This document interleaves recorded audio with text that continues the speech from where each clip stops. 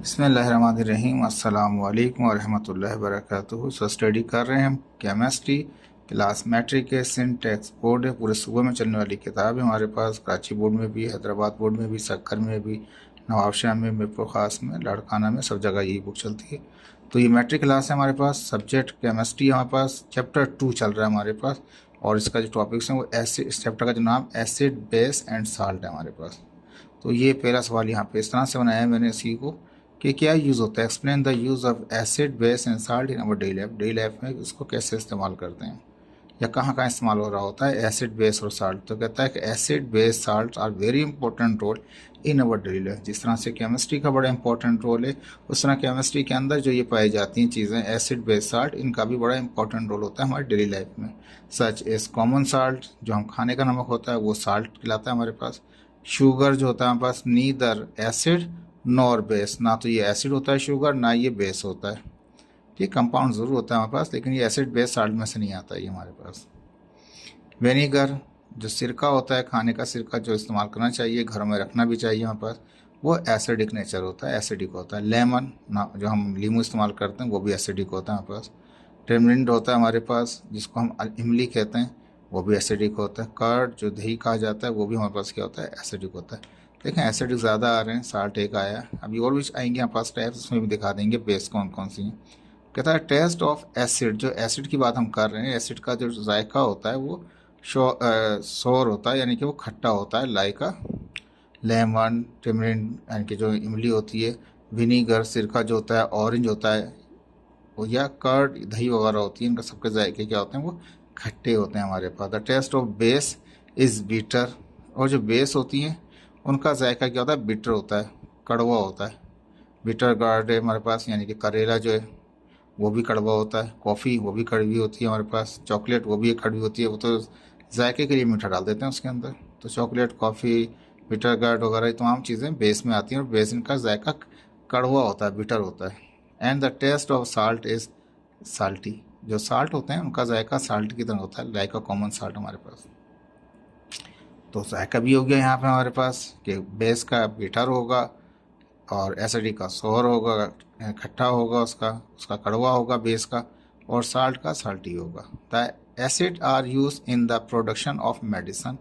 Acid को हम इस्तेमाल करते हैं मेडिसिन बनाने के लिए, सिरप बनाने के लिए, टैबलेट बनाने के लिए, for homeopathic and allopathic treatment. Homeopathic वो होते हैं जो तबीब वगैरह होते हैं, जो हकीम वगैरह होते हैं, वो भी इस्तेमाल करते हैं, इन चीज़ों को इस्तेमाल करते हैं। और जो एलोपैथिक मेडिसिन होती हैं उसमें भी इस्तेमाल किया जाता है एसिड को। आल्सो सल्फ्यूरिक एसिड, जो है कि एसिड हमारे पास यूज़ होता है बैटरीज में। आजकल यूपीएस का ज़माना है, हर जगह बैटरियाँ लगा रखी हैं घरों में, तो उसमें लीड एसिड बैटरी होती हैं, तो वो वहाँ पे भी एसिड इस्तेमाल होता है। पेंट्स जो कलर किए जाते हैं वो तमाम के तमाम भी कलर एसिड से बनाए जाते हैं। पेपर वगैरह से बनाए जाते हैं। फर्टिलाइज़र में इस्तेमाल किया जाता है। डिटर्जेंट वगैरह जो होते हैं, जो सॉप वगैरह हमारे पास ये आ जाते हैं हमारे पास, जो धुलाई करने के जो हमारे पास फार्मूलाज होते हैं, जो सफाई करने के होते हैं, तो वो सारे के सारे किस में आते हैं, वो एसिड से बनाए जाते हैं। आल्सो HCl यानी हाइड्रोक्लोरिक एसिड यूज़ हो रहा होता है हमारे पास किसके अंदर,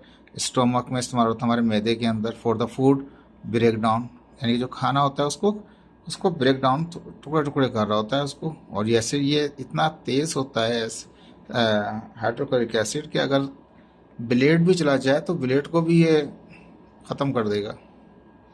आल्सो कार्बोनिक और citric phosphoric acids are use in soda, soda में इस्तेमाल किए जाते हैं। Carbonic acid, citric acid, phosphoric acid, ये तमाम के तमाम सोडा में इस्तेमाल किए जाते हैं। किसके लिए, न्यूट्रलाइज द गैस्ट्रिक एसिडिटी, अगर पेट में तेज़ाबी एसिडिटी बढ़ रही है तो उसमें ये सोडा इस्तेमाल किया जाता है, जो इन तीनों चीज़ों से मिलकर बना हुआ होता है, वो न्यूट्रलाइज कर देता है, गैस्ट्रिक पेन वगैरह से आसानी दिलाता है वो। तो ये डेली लाइफ में इस्तेमाल हो रही है हमारे पास। कहता है base are use in the, ये तो एसिड की बात होगी, बेस की बात करेगा। Base are use in production of soap, साबुन बनाने में इस्तेमाल होते हैं। पेपर इंडस्ट्री में इस्तेमाल किया जाता है बेस को। It is made bye sodium hydroxide, तो ये किससे बना होता है हमारे पास, पेपर वगैरह सोडियम हाइड्रोक्साइड से बना होते हैं। बेस है ये बेस, एंड जिसमें OH लगा हुआ होगा ना, याद रखें वो बेस होगा। अभी और क्लियर करेंगे आपको ये। आल्सो कैल्शियम हाइड्रोक्साइड, देखें OH आ गया, ये भी एक बेस है। कहता है कि यूज़ किया जाता है प्रोडक्शन करने के लिए, सीमेंट बनाने में, प्लास्टर ऑफ पेरिस बनाने में इस्तेमाल होता है। कौन सा? Calcium hydroxide. सोडियम हाइड्रोक्साइड से इस्तेमाल करते हैं सोप इंडस्ट्री में और किसमें? पेपर इंडस्ट्री में इस्तेमाल होता है। इसी तरह से ammonia NH3, ammonia weak base है हमारे पास, ये फर्टिलाइजर में इस्तेमाल करते हैं। तो एसिड के भी यूज़ आ गए, बेस के भी यूज़ आ गए। अब रह गया salt. The salt are use in the production of fertilizer. Fertilizer में साल्ट का इस्तेमाल किया जाता है। It is made by ammonium nitrate. किससे बनाते हैं इसको? फर्टिलाइजर में इसको अमोनियम नाइट्रेट से बनाते हैं इसको, यानी कि जिसको दूसरा नाम क्या है? एसिडिक साल्ट है हमारे पास ये, यानी कि साल्ट तो है ही है, लेकिन नेचर कौन सी? एसिडिक वाली साल्ट की नेचर है। Also silver bromide is use in photography. Photography के अंदर सिल्वर ब्रोमाइड को इस्तेमाल करते हैं। इस तरह कैल्शियम क्लोराइड को इस्तेमाल करते हैं डाइंग एजेंट, कलर करने के लिए। ठीक है जी, ये था डेली लाइफ में इस्तेमाल था हमारा, किस तरह से इस्तेमाल करते हैं इसको। ठीक है जी। इसके बाद क्वेश्चन नंबर 2 बनाया हमने। Explain the Arrhenius theory of acid and base and their limitation. कहता है आर्हेनियस जो साइंटिस्ट थे, केमिस्ट थे, उन्होंने क्या थ्योरी पेश की थी एसिड और बेस की, उनकी क्या लिमिटेशन थी, उसमें क्या चीज़ें रह गई थी। कहता है इन 1880s इसमें 70 Arrhenius gives theory of acid and base. इन्होंने थ्योरी दी थी किसकी? एसिड और बेस की 1880 के अंदर। अकॉर्डिंग टू हिज थ्योरी, उसकी थ्योरी के मुताबिक acid base are such substance, यानी कि कहता है एसिड जो है, अभी पहले एसिड को डिफाइन कर देंगे, बाद में बेस को डिफाइन करेंगे। तो कहता है कि एसिड ऐसे सब्सटेंस होते हैं जब उसको डिजोल्व करते हैं, when dissolve in water to produce hydrogen ion. जब से ही एसिड को डालते हैं पानी में तो क्या करता है, उसमें H ion plus ion produce हो जाते हैं, नजर आ रहे हैं आपको पिक्चर के अंदर। तो कहता है इनकी थ्योरी के मुताबिक एसिड ऐसे सब्सटेंस होते हैं जिनको जब डालें, एसिडों को पानी में डालते हैं तो वो H आयन प्रोड्यूस करता है। देखें H आयन नजर आ रहा है आपको। सच एज हाइड्रोक्लोरिक एसिड डालेंगे तब भी H आयन पैदा हो जाएंगे, नाइट्रिक एसिड डालेंगे तब भी आयन पैदा हो जाएंगे, एसिडिक एसिड डालेंगे तब भी हाइड्रोजन आयन पैदा हो जाएंगे, हाइड्रोजन साइनाइड डालेंगे तब भी हाइड्रोजन आयन पैदा हो जाएंगे। which dissolve these substance in water to produce hydrogen plus ion in the water। जब इन सब सारे सब्सटेंस को अगर डालेंगे पानी में तब भी वो हाइड्रोजन आयन पैदा कर देंगे पानी में। तो उनको हम ऐसे सब्सटेंस को जिनको पानी में डालें और हाइड्रोजन आयन पैदा हो जाए उन्हें हम एसिड कहते हैं। ये 1880s की बात थी। ठीक है जी। अब इसमें क्या किया था, इसकी प्रॉपर्टी बता रहा है एसिड की। Properties of acids are due to the presence of hydrogen ion. इनकी प्रॉपर्टी क्या है कि इनके अंदर हाइड्रोजन आयन पैदा हो जाता है। जैसे कि HCl है, पानी में डालेंगे हाइड्रोजन आयन अलग हो जाएगा, क्लोरीन अलग हो जाएगा। यहाँ पे क्या है, नाइट्रिक एसिड हाइड्रोजन आयन अलग हो जाएगा, नाइट्रेट अलग हो जाएगा, NO3 अलग हो जाएगा, हमारे पास प्लस आयन बन के जब भी पानी में डालेंगे फ़ौरन क्या होगा, प्लस आयन बन जाएगा हाइड्रोजन। इसी तरह से कहता है according to his theory of bases, पहले एसिड की थी अब बेस की। Base are such type of substance, ऐसा टाइप के सब्सटेंस होते हैं विच डिजॉल्व इन वाटर। उसको पानी में डाल रहे थे, इसको पानी में डाल रहे हैं, टू प्रोड्यूस क्या कर देगा, ये OH आयन प्रोड्यूस कर देगा। देखें OH और माइनस लगा हुआ है, मेरा माइनस नीचे दिखा रखा है कंप्यूटर की वजह से टाइपिंग में, इसको ऊपर लगाइएगा आप, जिस तरह यहाँ ऊपर लगा हुआ है। तो ये O जब भी हम बेस को पानी में डालेंगे तो OH आयन पैदा कर देगा। एसिड में क्या था, एसिड डालते थे तो H आयन प्लस बनता था, इसमें OH आयन निगेटिव बन जाता है हमारे पास। कहता है सच एज सोडियम हाइड्रोक्साइड वो डालें तब भी यही होगा, पोटाशियम हाइड्रोक्साइड डालें तब भी यही होगा, अमोनियम हाइड्रोक्साइड या NH4 अमोनियम होता है, OH हाइड्रोक्साइड, अमोनियम हाइड्रोक्साइड को डालें तब भी OH आयन माइनस पैदा होगा, कैल्शियम हाइड्रोक्साइड डालें तब भी OH आयन निगेटिव पैदा होगा। When dissolve this substance in water, जब इन सब्सटेंसों को पानी में डालेंगे they produce OH ion negative in the water, पानी में OH आयन पैदा कर देंगे ये। ठीक है जी, आसान था। अब इसकी बताओ तो इसकी प्रॉपर्टी भी आएगी, फिर इसकी लिमिटेशंस होंगी। तो कहता है कि properties of base are due to the presence of hydroxide ion. OH ion को हाइड्रोक्साइड आयन कहा जाता है या हाइड्रो ऑक्साइड आयन भी कहते हैं इसको। जब भी इनको डाला पानी में तो सोडियम प्लस हो गया, जो भी मेटल है वो प्लस में आ गया, लेकिन OH क्या होगा, वो निगेटिव हो जाएगा। मैंने फिर बताया था आपको कि जब हम थोड़ा सा इसको इस तरह से कर लेते हैं, जैसे हमने हाइड्रोजन डाला था तो हाइड्रोजन प्लस में आ गया, तो हाइड्रोजन डालेंगे, जब भी एसिड डालेंगे तो हाइड्रोजन प्लस पैदा हो जाएगा, जब भी बेस डालेंगे तो OH प्रोड्यूस हो जाएगा। देखें OH आ गया यहाँ पे 2 थे तो 2 आ गए हमारे पास, वहाँ पे एक ही था तो एक आ गया। OH निगेटिव वहाँ पे हाइड्रोजन पॉजिटिव। एसिड में हाइड्रोजन पॉजिटिव आयन पैदा होता है और बेस में OH आयन निगेटिव पैदा होता है, किसके मुताबिक, आर्हेनियस थ्योरी के मुताबिक। ठीक है जी। न्यूट्रलाइजेशन क्या होगी इनकी, तो कहता है neutralization of acid and base क्या होगा, जब भी एसिड और बेस को मिलाते हैं तो साल्ट और वाटर बन जाते हैं। ये जनरल बात है, 9th में भी आपने पढ़ी थी, जब भी एसिड और बेस को मिलाते हैं साल्ट एंड वाटर बन जाता है हमारे पास। ठीक है जी। तो ये हाइड्रोजन जो है ये OH से मिल जाता है, H और OH मिलकर वाटर बन जाते हैं, और ये जैसे पोटाशियम है, ब्रोमीन है, तो ये पोटाशियम ब्रोमाइड साल्ट बन गया, साल्ट एंड वाटर बन गया। लिमिटेशंस क्या है इसकी, कहता है हाइड्रोजन आयन यानी कि hydrogen ion does not exist in water. ये जो H आयन बना हुआ था एसिड वाला, जब एसिड को डाला था तो H आयन बन गया, तो ये H आयन जो है ये डज नॉट एग्जिस्ट, पानी में नहीं रह सकता ये सॉल्यूशन के अंदर। दे रिएक्ट विथ वाटर, ये पानी से ही रिएक्ट कर लेता है to form hydronium ion H3O plus. तो हाइड्रोनियम आयन बना लेता है, ज़्यादा देर तक कि अपने स्टेट में रह ही नहीं पाता निगेटिव आयन, यानी कि जो प्लस आयन है ये इसमें रह ही नहीं पाता पॉजिटिव आयन फॉर्म में, फॉरन हाइड्रोजन वाटर से रिएक्ट करके हाइड्रोनियम आयन बना लेता है। आर्हेनियस थ्योरी में कहता है कि does not explain the basicity of ammonia. Ammonia की जो बेसिसिटी वाली प्रॉपर्टी थी वो तो उसने कोई एक्सप्लेन ही नहीं की। Acidity of carbon dioxide, carbon dioxide की एसिडिटी भी उसने नहीं बताई, अमोनिया की बेसिसिटी नहीं बताई, एंड अदर सिमिलर बहुत सारे कंपाउंड ऐसे हैं जिसके बारे में इसने डिफाइन ही नहीं किया। जाहिर बात है वहाँ पे सोर्स ऑफ लिमिटेशंस थी उस वक्त के अंदर, जितना पॉसिबल था उसने इतना किया, लेकिन ये इसके ड्रॉबैक थे, ये लिमिटेशन थी कि ये खामियां थी जो उसने नहीं बताई थी। ठीक है। It is only applicable in Aquarius solution. ये हाइड्रोजन आयन बनना या निगेटिव OH आयन बनना ये सिर्फ पानी वाले सोल्यूशन में ही पॉसिबल है ये। तो ये एक एक्यूरियस सोल्यूशन को कहते हैं, पानी वाला सोल्यूशन। पानी वाला एक्यूरियस का मतलब पानी वाला सोल्यूशन में तो ये पॉसिबल है, बाकी हर जगह ये चीज़ वेरीफाई नहीं हो रही होती। तो लेकिन उस वक्त में क्या है कि टाइम इतना, टेक्नोलॉजी इतनी ज़्यादा नहीं थी, तो इसलिए उसी वक्त में इन्होंने एक अच्छा काम किया था, लेकिन ये खामियां रह गई थी उनकी। ठीक है जी। इसके बाद आते हैं क्वेश्चन नंबर हम 3 की जानिब। इस सवाल को, explain the Bronsted Lowry theory of acid and base. कहता है कि सेकंड साइंटिस्ट आ गए यहाँ पर, बॉन्स्टेड हमारे पास, लॉरी हमारे पास साइंटिस्ट हैं, इन्होंने एसिड बेस के बारे में क्या कहा या क्या लिमिटेशंस थे उनकी। कहता है 1923, वो 1880 में थे। ठीक है, तो तकरीबन 80 से ही तकरीबन 43 ईयर्स हो गए उस बात को गुजरे हुए।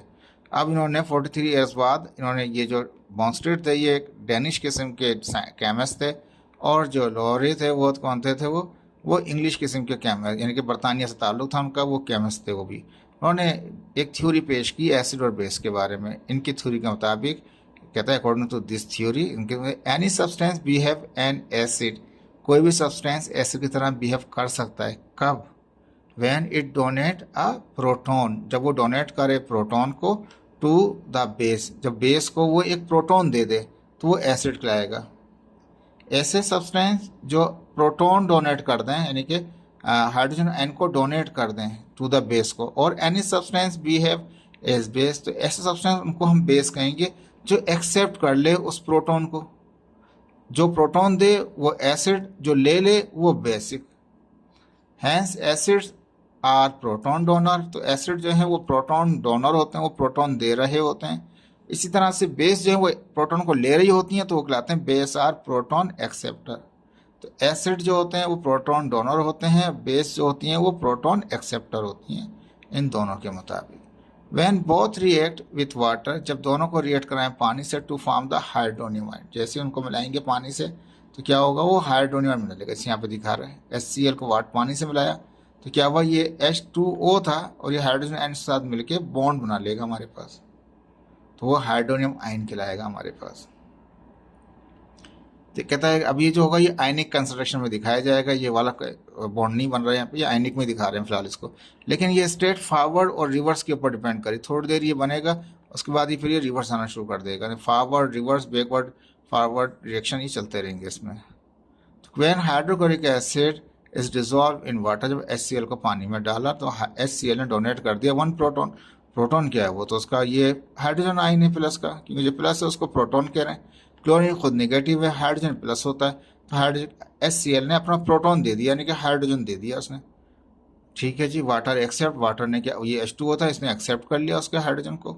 This proton to form a hydrogen ion, क्या बना लिया उसने, हाइड्रोनियम आयन बना लिया। लेकिन ये उसके बाद रिवर्स आना शुरू कर देगा, फॉरवर्ड रिवर्स में चलता रहेगा। जो पहला थ्योरी थी वो वो हमारे पास रिवर्स नहीं थी, वो डायरेक्ट फॉरवर्ड जा रही थी हमारे पास, ठीक है, वो इरिवर्सिबल रिएक्शन था। ये वाला रिएक्शन रिवर्सिबल रिएक्शन है, ठीक है। When HCl is a bond acid, ये बॉन्ड स्टेट एसिड कहलाता है हमारे पास। HCl H2 क्या कहलाता है, उसका बॉन्ड स्टेट बेस कहलाता है। बॉन्ड स्टेट बेस है वो बॉन्ड स्टेट एसिड है, ठीक है। तो जो H3O जो है, जो हमारे पास हाइड्रोनियम आयन है, ये क्या कहलाएगा, तो ये जो H3O है इसको कॉन्जुगेट एसिड कहते हैं। तो दूसरा वाला क्या कहलाएगा, तो वो कॉन्जुगेट बेस कहलाएगा। जो प्लस वाला है वो कॉन्जुगेट एसिड, जो नेगेटिव वाला है वो कॉन्जुगेट बेस कहलाएगा। देखेंगे term conjugate acid, conjugate base, ये नहीं आई है आपके पास, पहले नहीं पढ़ी थी आपने। उन्होंने ये कहा जब भी हमने पानी में डाला, एसिड को डाला, तो क्या हुआ, जो एसिड था उसका प्रोटॉन ने वाटर के साथ रिएक्ट करके एक हाइड्रोनियम आयन बना लिया, ठीक है। जो हाइड्रोनियम आयन बना है इसको बोलेंगे हम कॉन्जुगेट एसिड बोलेंगे। और जो नेगेटिव वाला होगा, जो दूसरा हिस्सा होगा उसके रिएक्शन के अंदर वहाँ पे फॉरवर्ड में, तो वहाँ पे उसको बोलेंगे कॉन्जुगेट बेस कहेंगे। अनदर रिएक्शन, एक और रिएक्शन हमने यहाँ पे दिखाया है,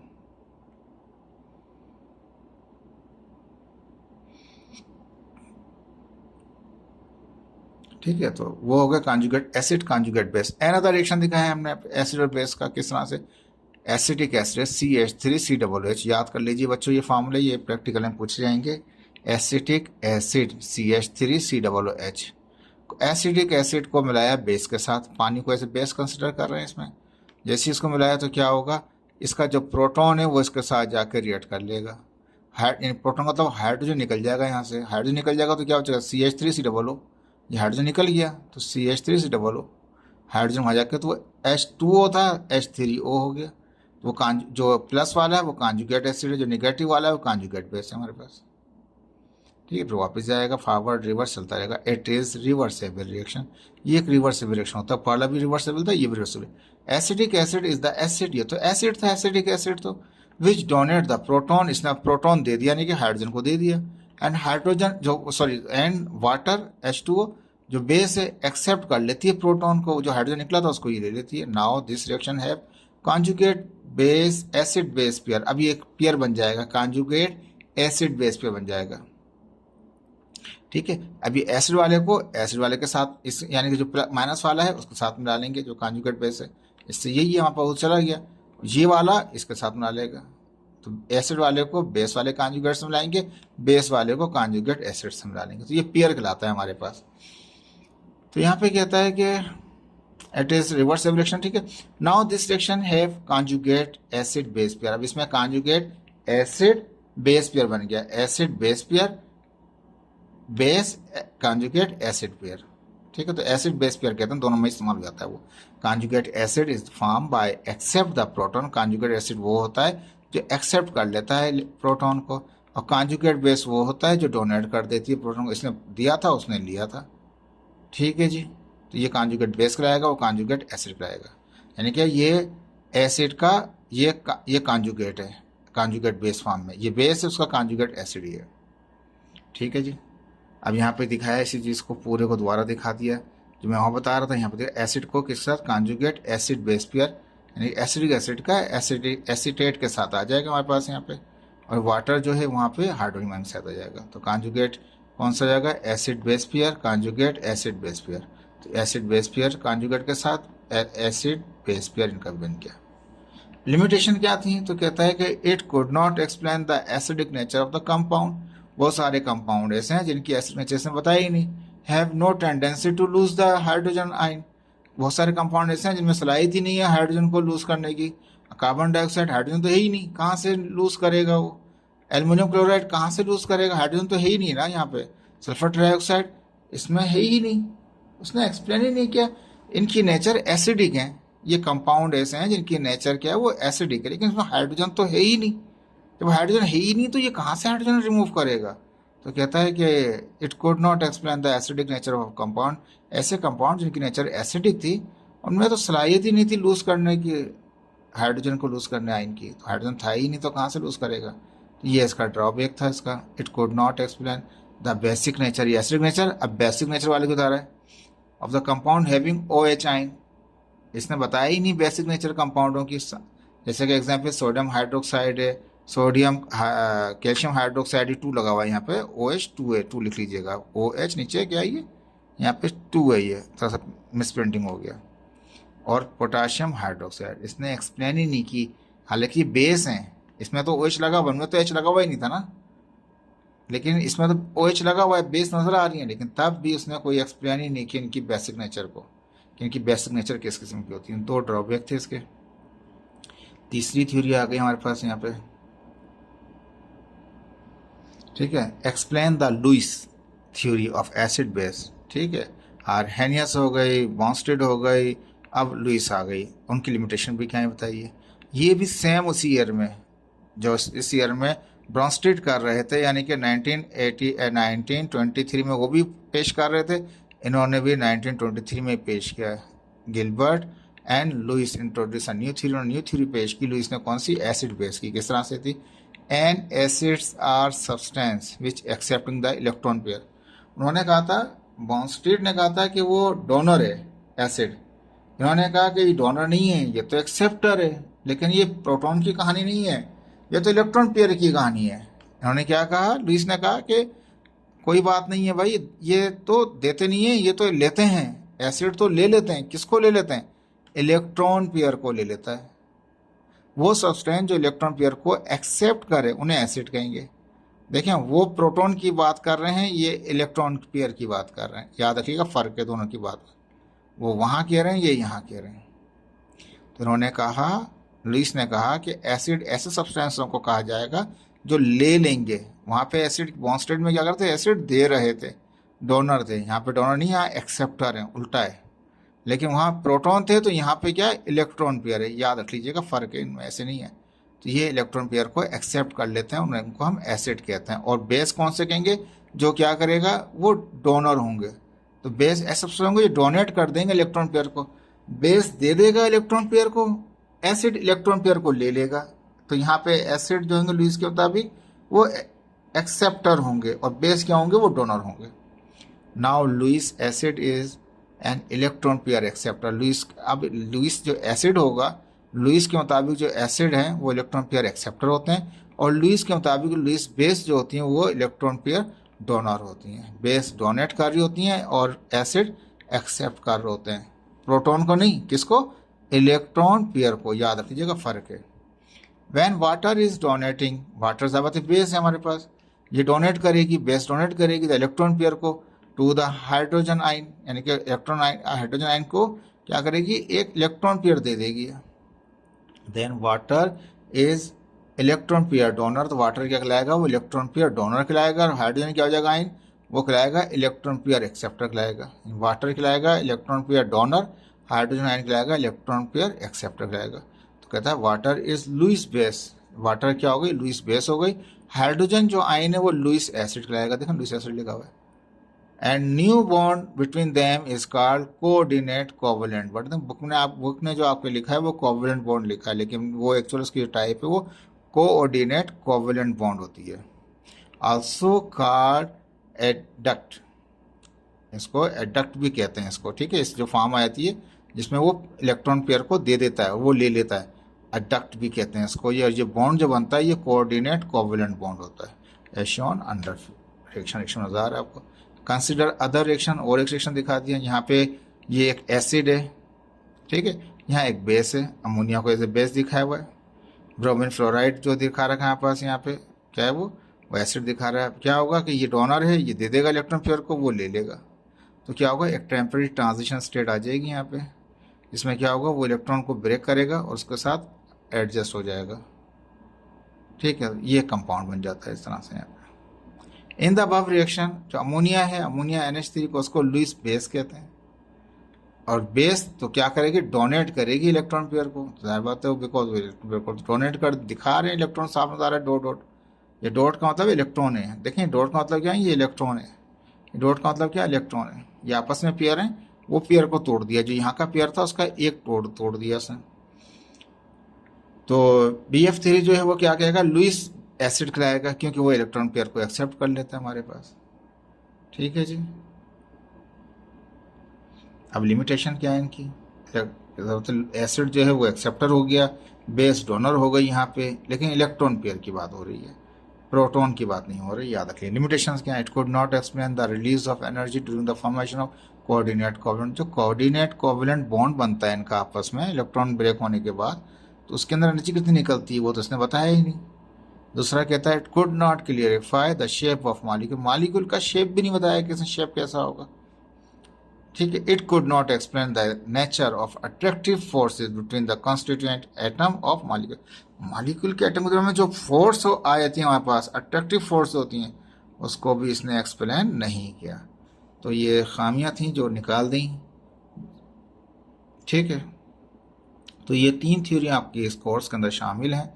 डिटेल तो और भी है इसकी, लेकिन ये यहीं तक इन्होंने रखा हुआ है इसका, ठीक है। इसके बाद एक और लास्ट टॉपिक हमारे पास यहाँ था, एक्सप्लेन कीजिए न्यूट्रलाइजेशन रिएक्शन को। तो इसको सिंपल थोड़ा सा इतना बता देता हूँ आपको। व्हेन एसिड और बेस को रिएक्ट करेंगे तो क्या बनेगा? साल्ट एंड वाटर बनेगा। तो जब भी एसिड बेस को मिलाते हैं तो वो न्यूट्रलाइजेशन रिएक्शन कहलाता है, उसमें साल्ट एंड वाटर बन जाते हैं। This reaction is called neutralization reaction कहलाता है। इसमें होता है क्या न्यूट्रलाइजेशन रिएक्शन के अंदर? इसको शोन करते हैं किससे? बैलेंस केमिकल इक्वेशन के जरिए शो किया जाता है, which have equal number of atom, जिसमें इक्वल नंबर ऑफ एटम होते हैं, एज वेल एज पॉजिटिव और निगेटिव चार्ज भी क्या होते हैं? रिएक्टेंट प्रोडक्ट के बराबर होते हैं। यानी कि रिएक्टेंट लेफ्ट साइड पे रिएक्टेंट है, राइट साइड पे प्रोडक्ट है, उनके नंबर ऑफ एटम भी सेम होते हैं, उनके पॉजिटिव और निगेटिव चार्ज भी क्या होते हैं? सेम होते हैं। न्यूट्रलाइजेशन के अंदर, न्यूट्रलाइजेशन रिएक्शन में क्या होता है? Left side reactant, right side product, दोनों के नंबर ऑफ एटम आपस में बराबर होते हैं, साथ साथ उनके जो पॉजिटिव और निगेटिव चार्जेस हैं दोनों साइड के वो भी बराबर होते हैं। उसे कहते हैं रिएक्शन को न्यूट्रलाइजेशन रिएक्शन कहलाता है। The balancing of neutralization reaction involve the equal consumption of hydrogen ion. इसमें क्या होता है? इक्वल कंजप्शन हो रही होती है किसकी? हाइड्रोजन आयन की या OH आयन की हो रही है। ये ना एक्यूरियस सॉल्यूशन, एक्यूरियस सॉल्यूशन पानी वाले सॉल्यूशन में, यानी कि जो कंज्यूम OH आयन हो रहा है या OH आयन हो रहा है, H आयन प्लस हो रहा है या OH आयन नेगेटिव जो कंज्यूम हो रहा है, जो इस्तेमाल हो रहा है बैलेंस करने के लिए इक्वेशन को, due to which acidity of base and basicity of acid are balance in the reaction. जो बेस की एसिडिटी होती है और जो एसिड की बेसिसिटी होती है उनको बैलेंस कर देते हैं इस रिएक्शन के अंदर, ठीक है जी। अब यहाँ देख लीजिए एग्जाम्पल तौर पर सोडियम हाइड्रोक्साइड है, ये एक बेस है हमारे पास, OH लगा हुआ है ना, और ये हाइड्रोजन आयन है हमारे पास, हाइड्रोक्लोरिक एसिड है, नाम से भी अंदाजा हो रहा है, और H भी लगा हुआ है। OH और H मिलेंगे यानी कि तो ये हमारे पास OH और H मिलेंगे तो वाटर बना लेगा, और सोडियम मिलेगा इस निगेटिव से। सोडियम का होता है प्लस, हाँ OH का होता है निगेटिव, तो ये दोनों कंपाउंड बने हुए थे, इसमें हाइड्रोजन का प्लस, क्लोरीन का निगेटिव, तब इसका प्लस और उसका माइनस आपस में मिलकर NaCl बना लिए। ये खुद निगेटिव है, वो प्लस है, दोनों मिलकर क्या बनेंगे? वाटर बना लेंगे। तो NaOH और NaCl are neutralizing each other, दोनों ने बेस ने एसिड को न्यूट्रलाइज कर दिया, इक्वल कर दिया। कैसे? इन रेशियो 1:1, इसका भी 1 मोल है, इसका भी 1 मोल है, बिकॉज 1 मोल ऑफ NaOH का भी 1 मोल है, रिलीज करता है 1 मोल ऑफ OH, तो ये 1 मोल है, तो इसमें से OH के कितने निकलेंगे? वो 1 ही निकलेगा। और ये इसका भी HCl का भी 1 लगा हुआ है, तो 1 मोल H निकलेगा, इसका भी 1 मोल निकलेगा OH का, और इसका भी 1 मोल H निकलेगा। देखें इसका भी 1 मोल है, इसका 1 मोल है। अब 1 मोल सोडियम भी है, 1 मोल OH भी है, तो इसमें जो 1 छुपा हुआ है वो 1 मोल H भी है, 1 मोल ऑफ Cl भी है, तो 1 मोल OH और 1 मोल H आपस में मिलके H2 बना लेंगे। तो यहाँ पे वही कहा, because 1 mole of NaOH release करता है, जो NaOH है वो रिलीज करता है कितने मोल को? 1 मोल को रिलीज करता है किसके? OH के। And 1 mole of HCl release करता है हाइड्रोजन का 1 मोल रिलीज करता है, वही बात जो कह रहा है। सिमिलरली NaOH और पोटाशियम हाइड्रोक्साइड एक दूसरी मिसाल भी कह सकते हैं। अब यहाँ HCl था, तो यहाँ पे NaOH की जगह पे हम इस्तेमाल कर सकते हैं पोटाशियम हाइड्रोक्साइड भी इस्तेमाल कर सकते हैं, और यहाँ पे हाइड्रोजन ब्रोमाइड भी इस्तेमाल कर सकते हैं, हाइड्रोजन आयोडाइड भी इस्तेमाल कर सकते हैं, नाइट्रिक एसिड भी इस्तेमाल कर सकते हैं। सेम प्रोसेस वहाँ पे भी यही होगा। लेकिन होपफुल कि आपको समझ में आया होगा। ये पहला आपका लेक्चर हो गया, ये इंशाल्लाह नेक्स्ट लेक्चर के अंदर आपको हम जो बाकी रह गई चीज़ें इसकी pH और pOH की वो बताएंगे, वो साल्ट बताएंगे इंशाल्लाह। 4 लेक्चरों के अंदर ये फिनिश हो जाएगा। ओके जी, अल्लाह हाफिज़।